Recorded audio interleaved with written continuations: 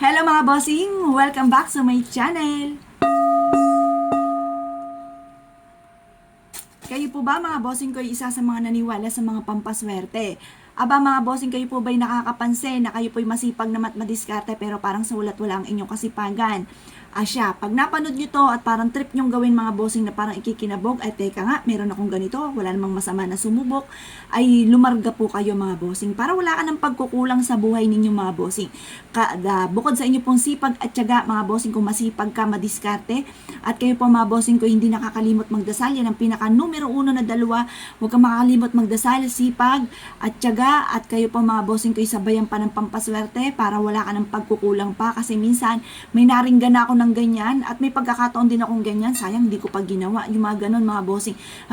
May nakapagsabi na, huy, sinuwerte ako sa ganito, sabi ni kumare, sinuwerte ako dun sa bawang pero hindi ko ginawa, ay sayang naman, ba't hindi mo pa ginawa?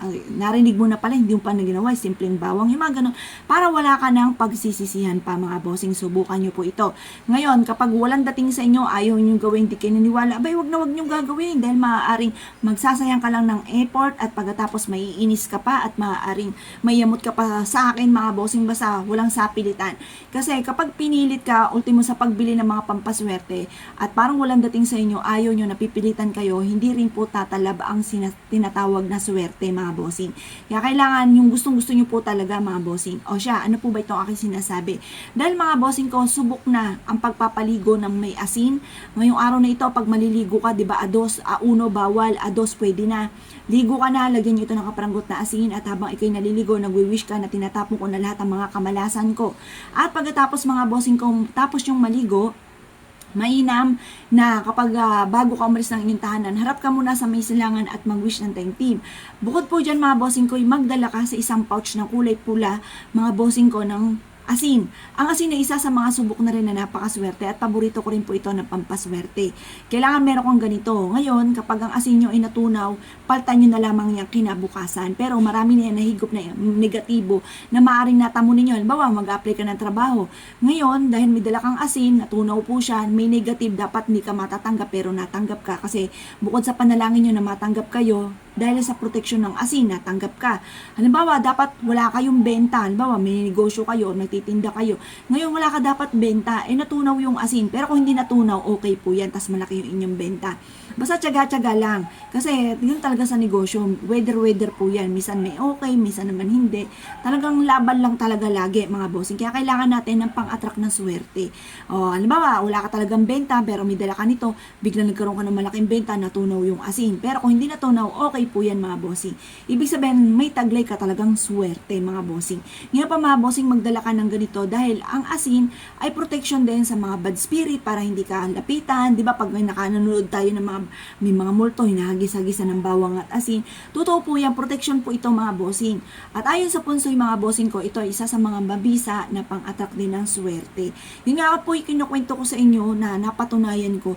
Yun nga po yung panahon ng pandemic po yun, na lahat ng resort ay sarado. Lahat ng resort bukas naman, pero para akala mo sarado dahil walang tao. Pero doon sa pinuntahan namin, ako mga bossing, fully book na. Nakiusap lang ako, miss, kahit wala na kaming cottage, doon lang sa gilid, pumayag naman. Tapos nakita ko, tinuro ko nga sa mister ko, Daddy, tingnan mo, ang laki ng bowl ng asin sa harapan ng kanilang bahay. ng kanilang negosyo. Hindi alat ang dulot. Alat sa pagkain kapag hinalo. Pero ito, ang dulot nito, pantabo yung alat ng negatibo. Yan, yun nga po ibig ko po sabihin. Ito po, ituturo ko kayo, siguro bukas ibibideo ko, lahat ng namin, may mga asin, yung 4 na perpektong sangkap.